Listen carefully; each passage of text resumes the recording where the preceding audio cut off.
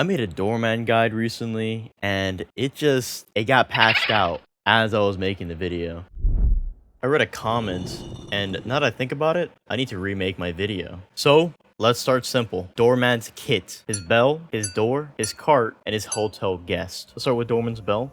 His call bell does spirit damage. It does damage on impact, and then it explodes and reduces the weapon accuracy for the enemy and reduces their movement speed. So the first upgrade provides an extra charge. Simple. More bells means more chip, more damage. Really simple. The second upgrade is a flat increase to the DPS, so more impact damage, more explosion damage. Pretty nice. And then for the final upgrade, it's increased the bell's range and also its bell lifetime.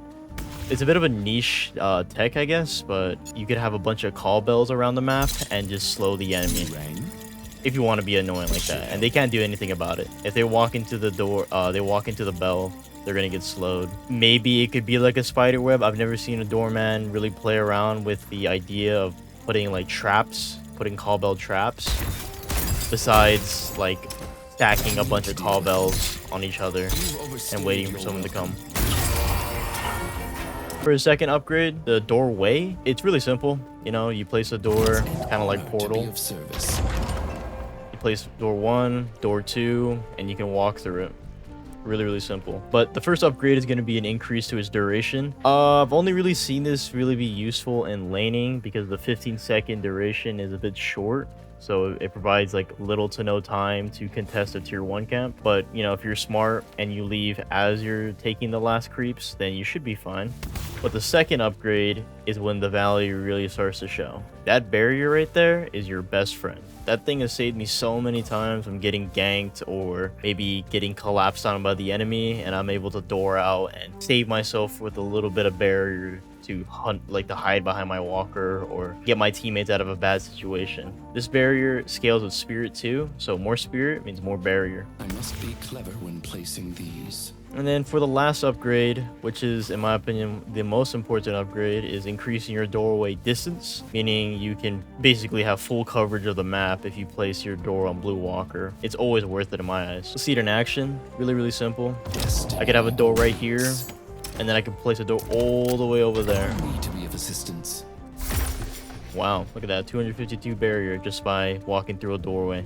Awesome. Let's talk about the cart, the luggage cart. So the luggage cart is funny in the fact that its tier 2 upgrade is sometimes something I skip out on because of the increased 25-meter cast range. The cart will actually push the enemy away from the walker instead of them being directly in the center of the walker. For example, I'll use like a friendly. So let's say like I want to cart this enemy here into my walker, right? If I cart them with the short cart, they land directly under the walker and they can die.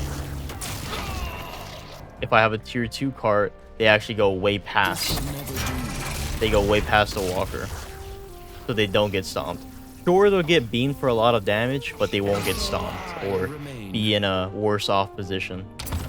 So in some scenarios, it's better to actually have a shorter cart, a tier 1 cart, rather than a tier 2 cart, just for the walker. But if you're, let's say you're down all your walkers, then I would suggest maxing out your luggage cart to get that stun off inside of base. If you like to do melee on a character, Doorman has a perfect combo. If you have a maxed out luggage cart, you buy melee charge. You can buffer your heavy melee as they're slamming into the wall. So always gonna be a free melee. So the hotel guest is pretty funny. I don't use the hotel guest offensively. I always try to Vortex Web somebody under a walker before I do anything. I see a lot of like doorman players, like they'll use hotel guest on someone. They'll set up their little kidnap door and then they cart them through. But in my opinion, I think it's better to actually hold off on using your hotel guest and cart the person through your door and then ult them, because now they're going to take more damage in the Baroness whether they escape or live, and they're not going to have enough stamina to get out or get away from the walker.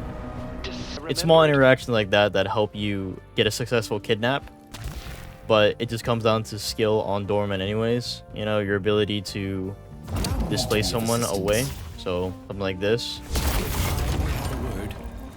and now they're on, let's say that was like a walker or guardian, and then I can come over and door them. Baroness awaits. Let's talk about the hotel guest upgrades. So for the first upgrade, it's going to be 1 stamina drain and a lesser cooldown on the Baroness. The 1 stamina drain is only really useful on characters like against that are really slow. A Warden, a Venator, maybe a 2 stamina character like Graves or Silver. Really helpful. For the second upgrade, the damage is nice, but we're really focusing on the 1.5 second stun on failure to check out. If the enemy fails to check out of the Baroness, Enjoy your stay. they are stunned as they come out of the Baroness. It's pretty nice. And then for the final upgrade on the Baroness, honestly, it's just unnecessary in my opinion. Like the Unstoppable is very nice for contesting like mid, but besides that, it's incredibly unnecessary. You're better off just like upgrading your cart, you're maxing out your cart, or maybe you know the enemy is incompetent and can't leave your Baroness, then sure, go for it. But personally, I max out my cart before touching my hotel guest. But if you're interested, the Unstoppable is triggered once they're in the Baroness, not as you're channeling it. I'll get you settled. So once they're in the Baroness, I gain Unstoppable for the time that they're in there, and then if they fail to leave the Baroness, I gain back my 15-second cooldown rather than waiting 120 seconds. It's pretty broken, but a decent player with decent movement will be able to leave your Baroness. I do have a build on Doorman. I haven't really touched upon it too much. This build is something similar to what I use. I normally max out my bell first on my door. If you're interested, here's going to be the build ID. My AP order is something similar to I max out my bell. I max out 2 points into my bell, and then I rush my door, and then I finish off my bell for more chip damage, and then I start bouncing between upgrades on my luggage cart or my Baroness. Typically, I get 2 points in my Baroness, and then think about, do I want to save up for tier 3 Baroness, or do I want to save up for a max cart for the stun? But everything you see in this build is everything that I use. It's organized as the laning phase. You don't really need opening rounds. I only use it because it helped me confirm the souls. Otherwise, you can just buy other things that help you get more chip damage or help you survive in lane. All you're really trying to do is just get your money up. Just get farm, get trophy collector. Trophy collector is really helpful on Doorman because it gives them extra speed, but it's really the ability range we're looking for. Really nice. And then slowing hex, obviously, in the Vortex Web. That's when the fun begins. And then Veil Walker. Then the Creepman awakens. And then you have a little section for the upgrades to your combo. You have extra range, you have press cooldown, you have your superior cooldown for everything, and then transient cooldown. Transient cooldown is only for when you have multiple actives. Like maybe you have like an Echo Shard knockdown, then you buy transient cooldown. And then the anti-hate crime. I only really buy these items here if I'm getting super hate crime by the enemy. Like maybe they hate me, they hate a good doorman, and they need to shut me down as soon as possible. If I'm getting CC'd into oblivion, I just buy cheat death and make them waste all of their cooldowns on me. My team comes by, they can kind of just clean house and win the fight.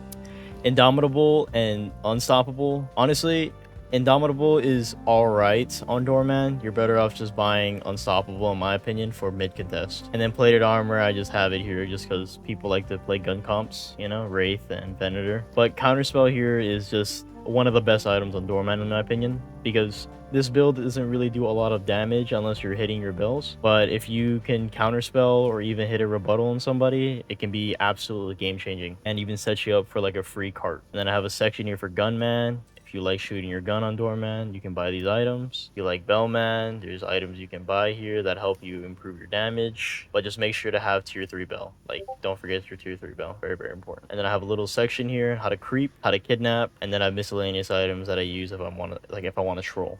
How do I play Doorman in lane? You throw the bell at them, chip them, shoot your lane. Alright, simple. When your bell does come back, you throw your bell at them again, hit them with your gun, and make sure whenever you're throwing bells at people, you're hitting them with the bell first, and then shooting it.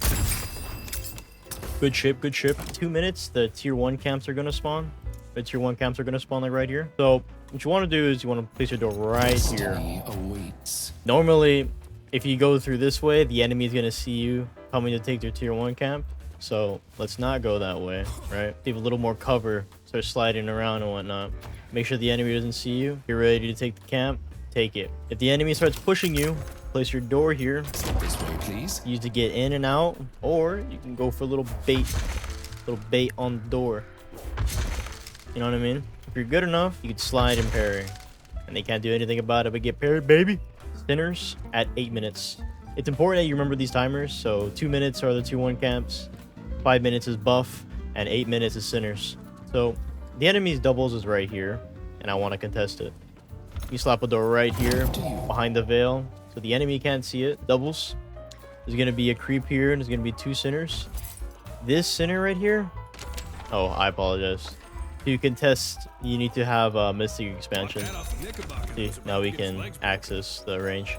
But when you go to contest their sinners, you want to contest this sinner first. The one closest to your door range, not this one. So normally when you're going to contest a sinner,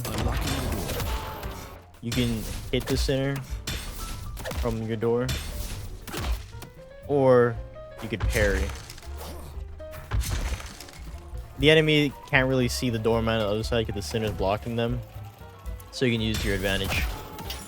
Talk about door for lane. So obviously this door right here is, in my opinion, it's like an offensive door. So meaning you're able to play up, you're able to take the guardian here. If you need to, you can slap your door right here. Chip, run back into your door, come back, chip. Or you can go set your door up for Blue Walker right here.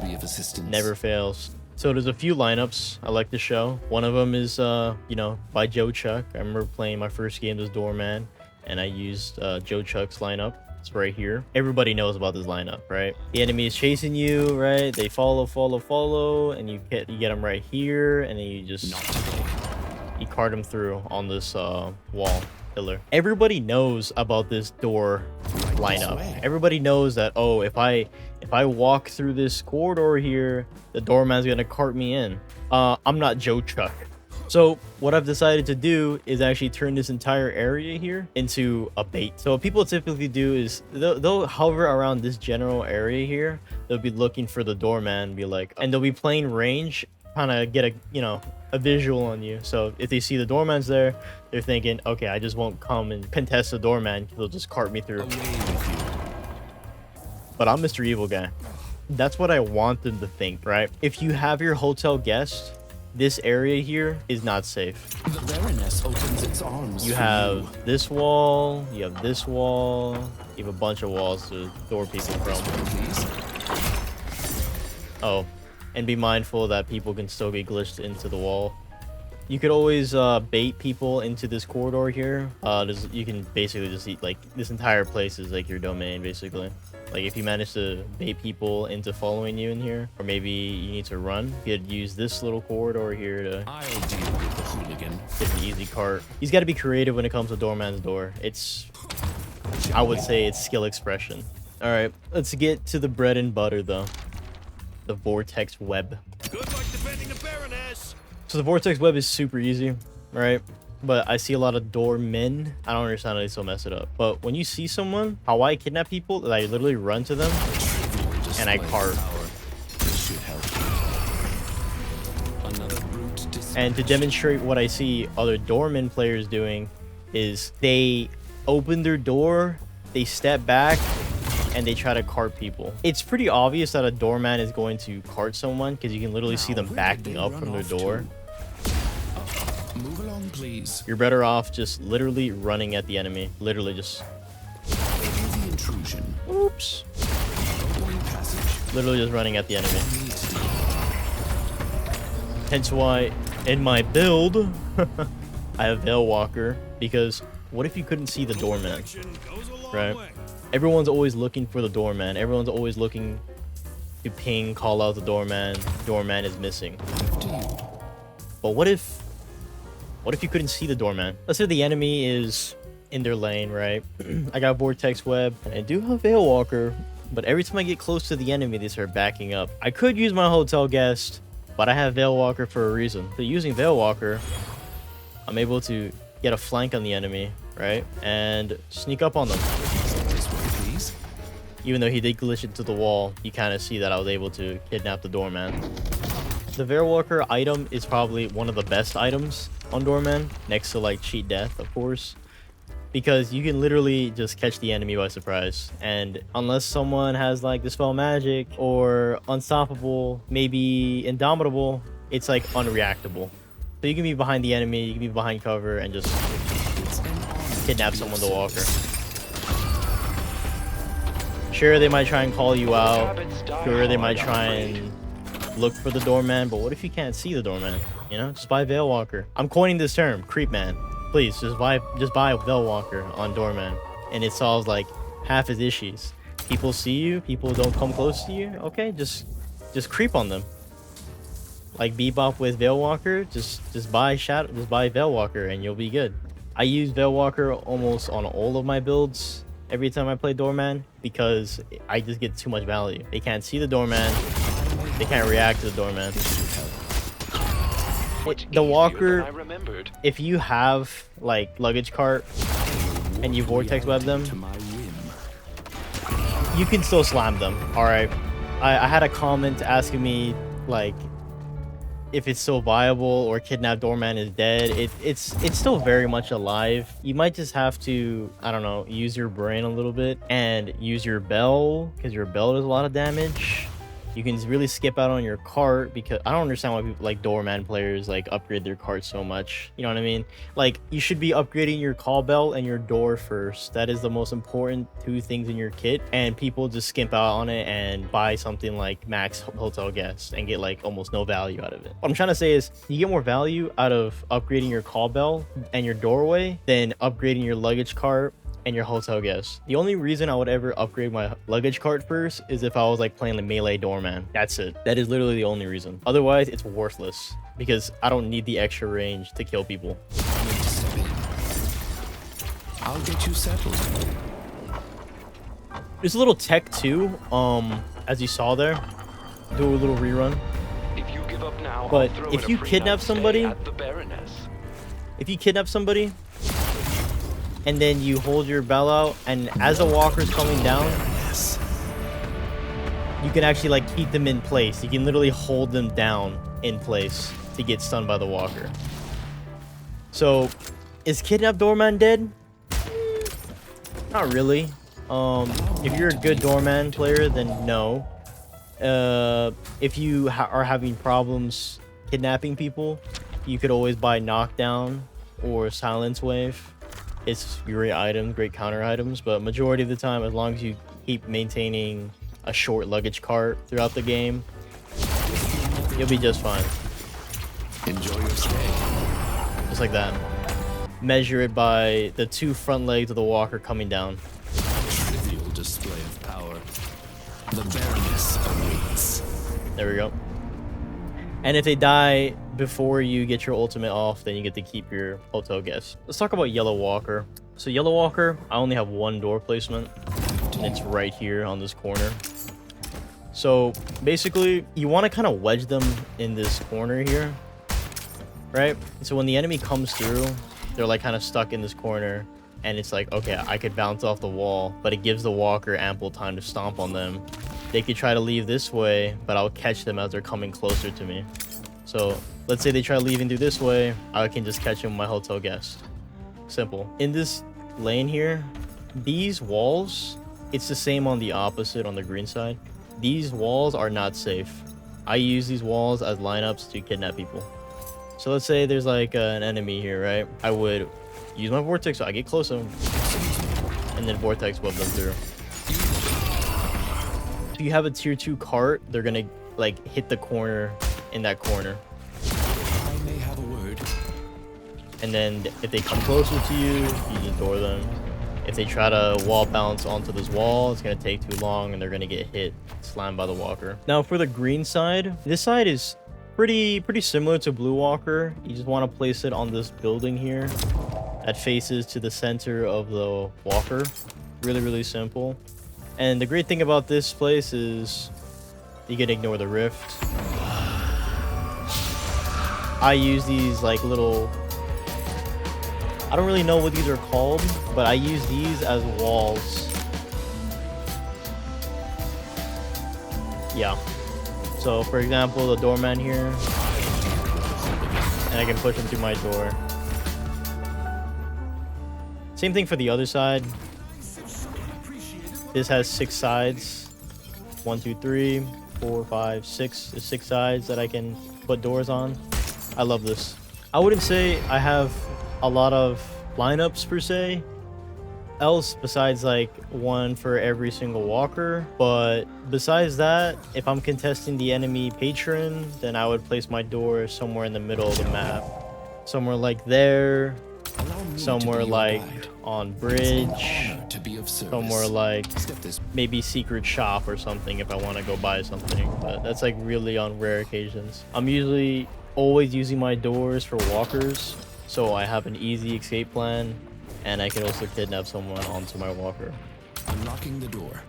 And every once in a while, I will try and save my teammates by slapping a door for them and slapping a door on a closer wall To be your guide. so they can hop in and out. If you're smart with Doorman, and you can think outside the box, you can definitely turn games into your favor. The more witty you are on Doorman, the better you are on Doorman. It's that simple. If you think like, oh, maybe I need to get to Rift, right? You can have like a door here, slap it over there, and contest. Let's say they're pushing you in and out. You can also just kidnap them and throw them through. Things like that. I've had a couple clips, I believe they're on my YouTube still, but I've had times where I've parted like 3 people outside of the Rift and won it as a solo doorman. It's great stuff. So yeah, that's basically gonna wrap up the video.